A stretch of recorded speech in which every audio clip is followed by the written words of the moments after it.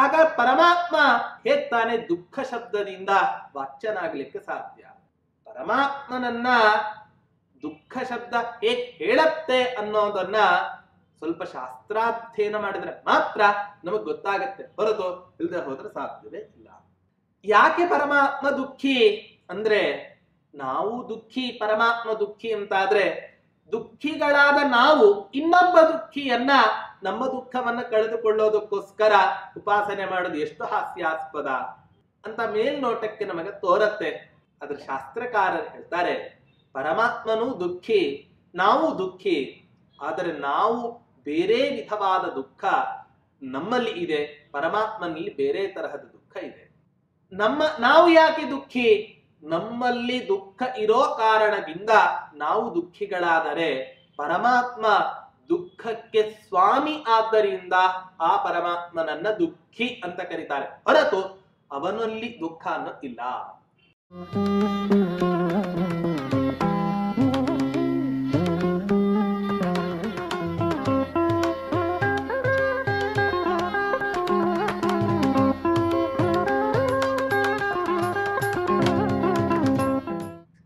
पूज्याय राघवेन्द्राय सत्यधर्मरताय च भजतां कल्पवृक्षाय नमतां कामधेनवे दुर्वादिध्वान्तरवये वैष्णवेन्दीवरेन्दवे श्रीराघवेन्द्र गुरवे नमो अत्यन्तदयालवे ಶ್ರೀ ಗುರುಭ್ಯೋ ನಮಃ ಹರಿ ಓಂ.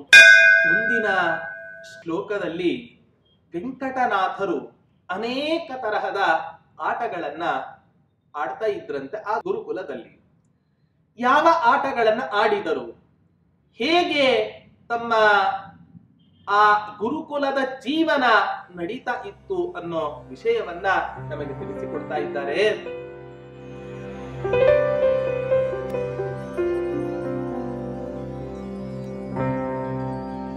विहारभेदान् विविधान् विशालधीः सकृद्विलोक्यैव सखिव्रजैः कृतान् तानेव सङ्गृह्य तपोभिशीलनाकृते सदैवातनुते स्म सादरम्.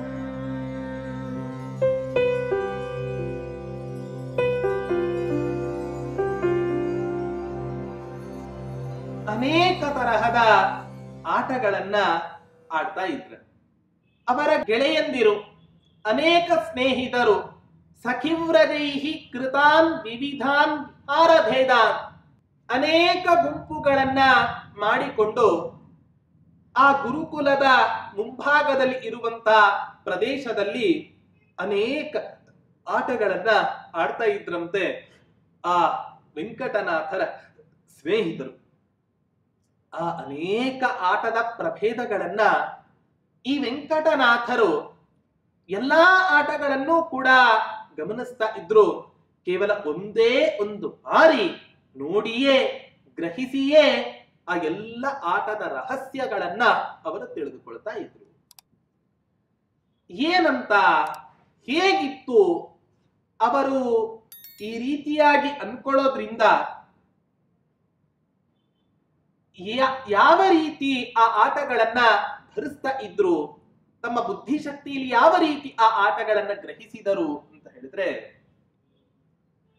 ಮುಂದೆ ಈ ಗುರುಕುಲದ ಅಧ್ಯಯನವನ್ನ ಮುಗಿಸಿ ಸುಧೀಂದ್ರ ತೀರ್ಥರ ಹತ್ತಿರ ಸನ್ಯಾಸಾಶ್ರಮವನ್ನ ಸ್ವೀಕಾರ ಮಾಡಬೇಕು.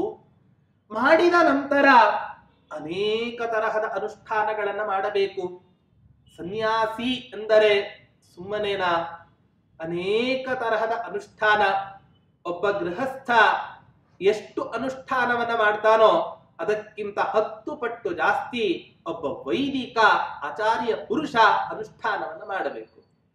ಒಬ್ಬ ಆಚಾರ್ಯ, ಒಬ್ಬ ವೈದಿಕ ಎಷ್ಟು ಅನುಷ್ಠಾನಗಳನ್ನ ಮಾಡ್ತಾನೋ ಅದರ 10 ಪಟ್ಟು ಅನುಷ್ಠಾನಗಳನ್ನ, ಜಾಸ್ತಿ ಅನುಷ್ಠಾನಗಳನ್ನ ಸನ್ಯಾಸಾಶ್ರಮದಲ್ಲಿ ಇರತಕ್ಕಂತ ಪ್ರತಿಯೊಬ್ಬ ಯತಿಗಳು ಕೂಡ ಮಾಡಬೇಕು ಅಂತ ವಿಧಿ. ಈ ಕಾರಣದಿಂದ ಮುಂದೆ ಸನ್ಯಾಸಿ ಆದಾಗ ಅನೇಕ ಅನುಷ್ಠಾನಗಳನ್ನ ಮಾಡಬೇಕು.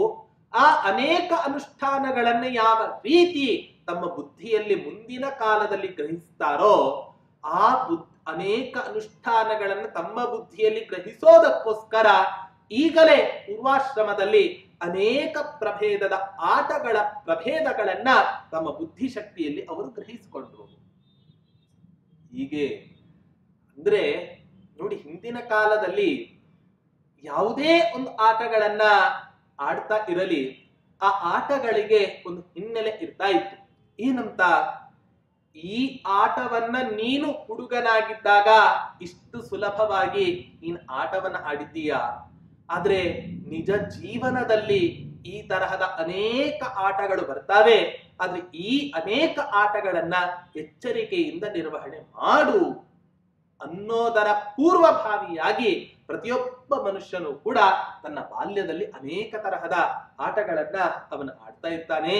ಈ ಕಾರಣದಿಂದ ಈ ವೆಂಕಟನಾಥರು ಕೂಡ ಮುಂದೆ ಭಾವಿ ಸನ್ಯಾಸಾಶ್ರಮದಲ್ಲಿ ಅನೇಕ ಅನುಷ್ಠಾನಗಳನ್ನ, ಹೇಗೆ ಮಾಡಬೇಕಾದ ಅನುಷ್ಠಾನಗಳನ್ನ ತಮ್ಮ ಬುದ್ಧಿಶಕ್ತಿಯಲ್ಲಿ ಗ್ರಹಿಸಬೇಕೋ ಆ ಗ್ರಹಿಸೋದಕ್ಕೋಸ್ಕರವೋ ಏನೋ ಅನ್ನುವಂತೆ, ಅಥವಾ ಅನುಷ್ಠಾನವನ್ನ ಮಾಡಬೇಕು ಅನ್ನೋ ಕಾರಣಕ್ಕೋಸ್ಕರವೋ ಏನೋ ಅನ್ನುವಂತೆ ಈ ಎಲ್ಲ ಆಟಗಳನ್ನು ಕೂಡ ಏಕಾಗ್ರ ಮನಸ್ಸಿನಿಂದ ನೋಡ್ತಾ ಇದ್ರು.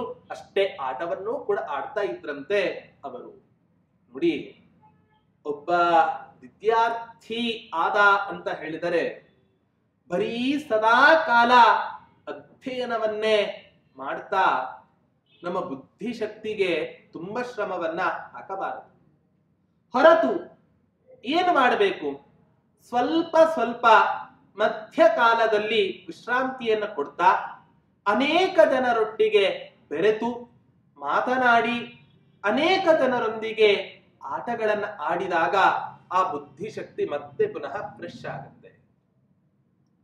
ಈ ಕಾರಣದಿಂದ ಈ ವೆಂಕಟನಾಥರು ಕೂಡ ಸದಾ ಕಾಲ ಬರೀ ಪುಸ್ತಕದ ಹುಳು ಆಗದೆ, ಬರೀ ಪುಸ್ತಕ ವಿದ್ಯೆಯನ್ನ ಮಾತ್ರ ಕಲಿಯದೆ ನಿಜ ಜೀವನದಲ್ಲಿಯೂ ಕೂಡ ಪ್ರಾಕ್ಟಿಕಲ್ ಆಗಿ ಯಾವ ರೀತಿ ಇರಬೇಕು ಅನ್ನೋದನ್ನ ವೆಂಕಟನಾಥರು ತಮ್ಮ ಗುರುಕುಲದಲ್ಲಿ ಇರೋ ಜೀವನದಿಂದ ನಮಗೆ ಸಂದೇಶವನ್ನ ಕೊಡ್ತಾ ಇದ್ದಾರೆ ಅಂತ ಈ ಶ್ಲೋಕದಲ್ಲಿ ನಮಗೆ ನಿರೂಪಣೆಯನ್ನ ಮಾಡಿ ತೋರಿಸ್ತಾ ಇದ್ದಾರೆ.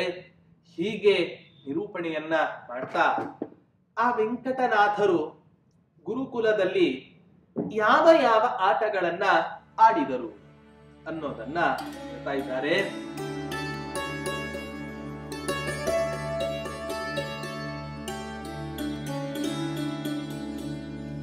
ಸವಾಯುವೇಗಾತ್ ಸರಿತೋಪ್ಯವಾತರತ್ ಸ್ವಬಾಹುನಾ ಬಾಣ ಇವಾತಿರಂ ಹಸಾ ರುಜುವ್ರಜನ್ ವಕ್ರಪದಾತಿ ಪದ್ಧತಿಂ ಸ್ವಹೃದೃಜು ಬ್ರಹ್ಮಗತಿಂ ನಯನ್ನಿವ.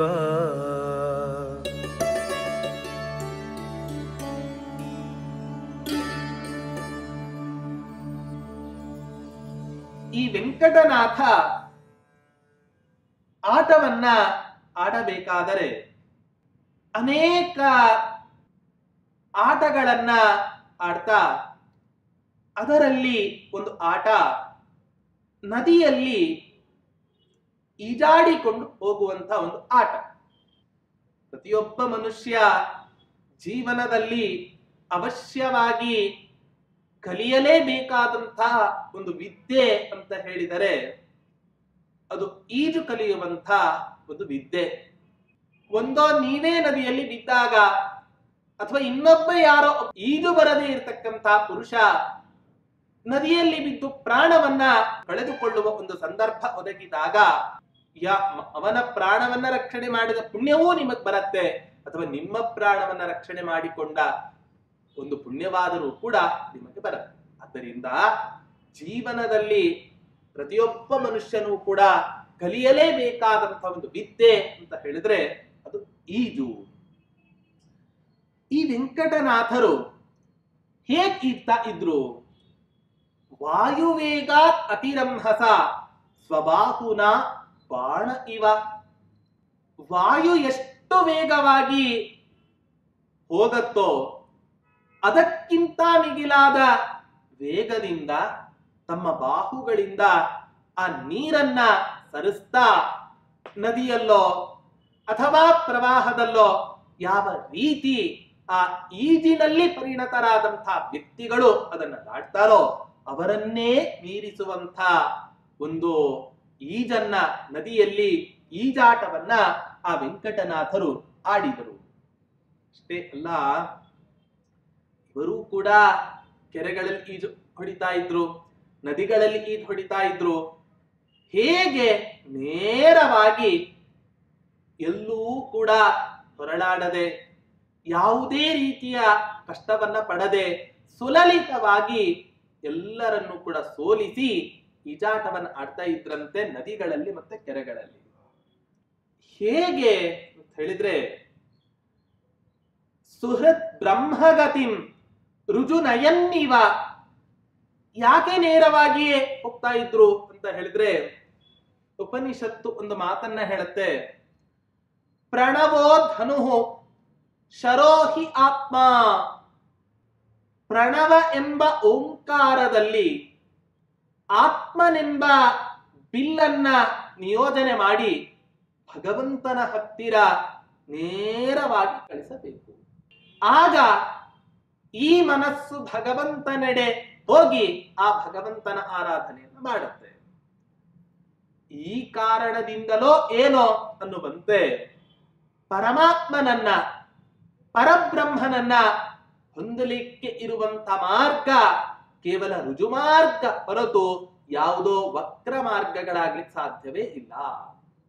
ಅಂದರೆ ಪರಮಾತ್ಮನನ್ನು ಹೊಂದಲಿಕ್ಕೆ ಅಡ್ಡಾದಿಡ್ಡಿ ಮಾರ್ಗ, ಲಂಚ ಕೊಟ್ಟು ಪರಮಾತ್ಮನನ್ನು ಒಲಿಸ್ಕೋತೇನೆ, ಉಪಯೋಗ ಇಲ್ಲ. ಇನ್ನೇನೋ ಬೆಣ್ಣೆ ಹಚ್ಚಿ ಆ ಪರಮಾತ್ಮನ ಹತ್ರ ಕೆಲಸವನ್ನ ಮಾಡ್ಕೋತೇನೆ, ಇಲ್ಲ. ಯಾಕೆ? ಪರಮಾತ್ಮ ಒಲಿಯುವಂತಹದ್ದು ಅಡ್ಡಾದಿಡ್ಡಿ ಮಾರ್ಗಗಳಿಂದ ಬರುವ ಭಕ್ತರನ್ನ ಪರಮಾತ್ಮ ಇನ್ನಷ್ಟು ದೂರ ಇಡ್ತಾನೆ. ಯಾರು ನೇರ ಮಾರ್ಗದಿಂದ ಆ ಭಗವಂತನ ಹತ್ತಿರ ಬಂದು ಅವನ ಆರಾಧನೆಯನ್ನು ಮಾಡ್ತಾರೋ ಅವರಿಗೆ ಮಾತ್ರ ಒಲಿತಾನೆ ಅನ್ನೋದನ್ನ ತಿಳಿಸಿಕೊಡೋದಕ್ಕೋಸ್ಕರವೋ ಏನೋ ಅನ್ನುವಂತೆ ಈ ವೆಂಕಟನಾಥರು ನದಿಗಳಲ್ಲಿ, ಕೆರೆಗಳಲ್ಲಿ ಈಜಾಟವನ್ನ ಆಡ್ತಾ ಇದ್ರು ಅಂತ ಹೇಳ್ತಾ ಇದ್ದಾರೆ. ಇದಕ್ಕೆ, ಈ ಶ್ಲೋಕಕ್ಕೆ ವ್ಯಾಖ್ಯಾನವನ್ನ ಮಾಡಬೇಕಾದ್ರೆ ಇನ್ನೊಬ್ಬ ವ್ಯಾಖ್ಯಾನಕಾರರು ಸ್ವಲ್ಪ ಭಿನ್ನವಾಗಿ ವ್ಯಾಖ್ಯಾನವನ್ನ ಮಾಡ್ತಾರೆ. ಏನು ಅಂತ ಹೇಳಿದ್ರೆ, ಕೆಲವೊಂದು ಶಬ್ದಗಳು ವೇದದಲ್ಲಿ ಇದ್ದಾವೆ. ಆ ಶಬ್ದಗಳು ಪರಮಾತ್ಮನನ್ನ ಪ್ರತಿಪಾದನೆ ಮಾಡೋದಿಲ್ಲ. ಪರಮಾತ್ಮ ವೇದೈಕ ವೇದ್ಯ, ವೇದ ಪ್ರತಿಪಾದ್ಯನಾದರೂ ಕೂಡ ವೇದಗಳಲ್ಲಿ ಮೇಲ್ನೋಟಕ್ಕೆ ಆ ಶಬ್ದಗಳು ಪರಮಾತ್ಮನನ್ನ ಪ್ರತಿಪಾದನೆ ಮಾಡೋದಿಲ್ಲ ಅಂತ ನಮಗೆ ತೋರುತ್ತೆ. ಯಾವುದೋ ಒಂದು ವೇದ ಮಂತ್ರದಲ್ಲಿ ದುಃಖಿ, ಶೂನ್ಯ, ಪರಮಾತ್ಮ ದುಃಖಿಯೇ. ಹಾಗ ಪರಮಾತ್ಮ ಹೇಗ್ತಾನೆ ದುಃಖ ಶಬ್ದದಿಂದ ವಾಚ್ಯನಾಗ್ಲಿಕ್ಕೆ ಸಾಧ್ಯ? ಪರಮಾತ್ಮನನ್ನ ಹೇಗ್ತಾನೆ ದುಃಖ ಶಬ್ದ ಹೇಳತ್ತೆ? ಪರಮಾತ್ಮನನ್ನ ದುಃಖ ಶಬ್ದ ಹೇಗ್ ಹೇಳತ್ತೆ ಅನ್ನೋದನ್ನ ಸ್ವಲ್ಪ ಶಾಸ್ತ್ರಾಧ್ಯಯನ ಮಾಡಿದ್ರೆ ಮಾತ್ರ ನಮಗ್ ಗೊತ್ತಾಗತ್ತೆ, ಹೊರತು ಇಲ್ಲದೆ ಹೋದ್ರೆ ಸಾಧ್ಯವೇ ಇಲ್ಲ. ಯಾಕೆ ಪರಮಾತ್ಮ ದುಃಖಿ ಅಂದ್ರೆ, ನಾವು ದುಃಖಿ, ಪರಮಾತ್ಮ ದುಃಖಿ ಅಂತಾದ್ರೆ ದುಃಖಿಗಳಾದ ನಾವು ಇನ್ನೊಬ್ಬ ದುಃಖಿಯನ್ನ ನಮ್ಮ ದುಃಖವನ್ನ ಕಳೆದುಕೊಳ್ಳೋದಕ್ಕೋಸ್ಕರ ಉಪಾಸನೆ ಮಾಡೋದು ಎಷ್ಟು ಹಾಸ್ಯಾಸ್ಪದ ಅಂತ ಮೇಲ್ನೋಟಕ್ಕೆ ನಮಗೆ ತೋರತ್ತೆ. ಅದ್ರ ಶಾಸ್ತ್ರಕಾರರು ಹೇಳ್ತಾರೆ, ಪರಮಾತ್ಮನೂ ದುಃಖಿ, ನಾವು ದುಃಖಿ, ಆದರೆ ನಾವು ಬೇರೆ ವಿಧವಾದ ದುಃಖ ನಮ್ಮಲ್ಲಿ ಇದೆ, ಪರಮಾತ್ಮನಲ್ಲಿ ಬೇರೆ ತರಹದ ದುಃಖ ಇದೆ. ನಾವು ಯಾಕೆ ದುಃಖಿ? ನಮ್ಮಲ್ಲಿ ದುಃಖ ಇರೋ ಕಾರಣದಿಂದ ನಾವು ದುಃಖಿಗಳಾದರೆ, ಪರಮಾತ್ಮ ದುಃಖಕ್ಕೆ ಸ್ವಾಮಿ ಆದ್ದರಿಂದ ಆ ಪರಮಾತ್ಮನನ್ನ ದುಃಖಿ ಅಂತ ಕರೀತಾರೆ, ಹೊರತು ಅವನಲ್ಲಿ ದುಃಖ ಅನ್ನೋ ಇಲ್ಲ. ಶ್ರೀಮಂತ ಇರ್ತಾನೆ, ಅನೇಕ ಬ್ಯಾಂಕ್ಗಳಲ್ಲಿ ಹಣವನ್ನ ಇಟ್ಟಿರ್ತಾನೆ, ಆದರೆ ಆ ಹಣವನ್ನ ಸ್ವೀಕಾರ ಮಾಡುವಂತ ವ್ಯಕ್ತಿಯನ್ನ ಯಾವತ್ತಾದ್ರೂ ಕೂಡ ಬ್ಯಾಂಕ್ ನಲ್ಲಿ ಇರ್ತಕ್ಕಂತ ವ್ಯಕ್ತಿಯನ್ನ ಶ್ರೀಮಂತ ಅಂತ ಕರೀತಾರ? ಇಲ್ಲ. ಹಣಕ್ಕೆ ಯಾರು ಸ್ವಾಮಿಯೋ ಅವನೇ ಧನಿ ಹೊರತು ಹಣ ಇಸಿದುಕೊಂಡಂತ ವ್ಯಕ್ತಿ ಯಾವತ್ತೂ ಕೂಡ ಶ್ರೀಮಂತನಾಗೋದಿಲ್ಲ. ಹೇಗೋ ಅದರಂತೆ ಪರಮಾತ್ಮ ಅವನು ದುಃಖಕ್ಕೆ ಸ್ವಾಮಿ ಹೊರತು ಅವನಲ್ಲಿ ಯಾವುದೇ ತರಹದ ದುಃಖಗಳು ಕೂಡ ಅವನಲ್ಲಿ ಇರೋದಿಲ್ಲ. ಹೀಗೆ ಅನೇಕ ಶಬ್ದಗಳು ಮೇಲ್ನೋಟಕ್ಕೆ ವೇದಗಳಲ್ಲಿ ಪರಮಾತ್ಮನನ್ನ ಪ್ರತಿಪಾದನೆ ಮಾಡ್ತಾವೋ ಇಲ್ಲವೋ ಅನ್ನುವಂಥ ಸಂದೇಹ ನಮಗೆ ಬರುತ್ತೆ. ಆದರೆ ಅನೇಕ ವೇದಗಳೇ ಹೇಳ್ತಾವೆ, ಸರ್ವೇ ವೇದಾಃ ಯತ್ಪದಮಾಮನಂತಿ ತಪಾಂಸಿ ಸರ್ವಾಣಿ ಚ ಯತ್ವದಂತಿ. ಎಲ್ಲ ವೇದಗಳು ಕೂಡ ಯತ್ಪದಂ ಆಮನಂತಿ, ಯಾವ ಪರಮಾತ್ಮನನ್ನ ಆಮನಂತಿ ತಿಳಿಸಿಕೊಡ್ತಾವು. ಸರ್ವೇ ವೇದಾಃ ಅಂತ ಹೇಳಿದ್ರೆ ಸಕಲ ವೇದಗಳು, ಆ ವೇದಗಳಲ್ಲಿ ಅಂತರ್ಗತವಾದ ವಾಕ್ಯ, ವಾಕ್ಯಗಳಲ್ಲಿ ಅಂತರ್ಗತವಾದ ಪದ, ಪದಗಳಲ್ಲಿ ಅಂತರ್ಗತವಾದ ಶಬ್ದ, ಪದಗಳಲ್ಲಿ ಅಂತರ್ಗತವಾಗಿರ್ತಕ್ಕಂಥ ವರ್ಣಗಳು ಎಲ್ಲವೂ ಕೂಡ ವೇದ ಪ್ರತಿಪಾದ್ಯವಾದ ಪರಮ ಮುಖ್ಯ ವೃತ್ತಿಯಿಂದ ಪ್ರತಿಪಾದ್ಯನಾದಂತ ಯಾವ ಆ ಭಗವಂತನಿದ್ದಾನೆ, ಆ ಭಗವಂತನನ್ನೇ ಆ ವೇದಗಳು ತಿಳಿಸಿಕೊಡ್ತಾರೆ. ನಾಮಾನಿ ಸರ್ವಾಣಿ ಯಮಾವಿಶಂತಿ ತಂ ವೈ ವಿಷ್ಣುಂ ಪರಮಮುದಾಹರಂತಿ. ಸಕಲ ವೇದಗಳು ಕೂಡ ಆ ಪರಮಾತ್ಮನನ್ನೇ ತಿಳಿಸಿಕೊಡ್ತಾರೆ. ಇಂಥ ವೇದ ಪ್ರತಿಪಾದ್ಯವಾದ ಭಗವಂತನ ರೂಪಗಳನ್ನ ತಿಳಿದುಕೊಂಡೇ ನಾವು ಮೋಕ್ಷಕ್ಕೆ ಹೋಗಬೇಕು ಅಂತ ಹೇಳಿ, ಸರ್ವಾಣಿ ರೂಪಾಣಿ ವಿಚಿತ್ಯ ಧೀರಃ ನಾಮಾನಿ ಕೃತ್ವಾಭಿವದನ್ ಯದಾಸ್ತೆ.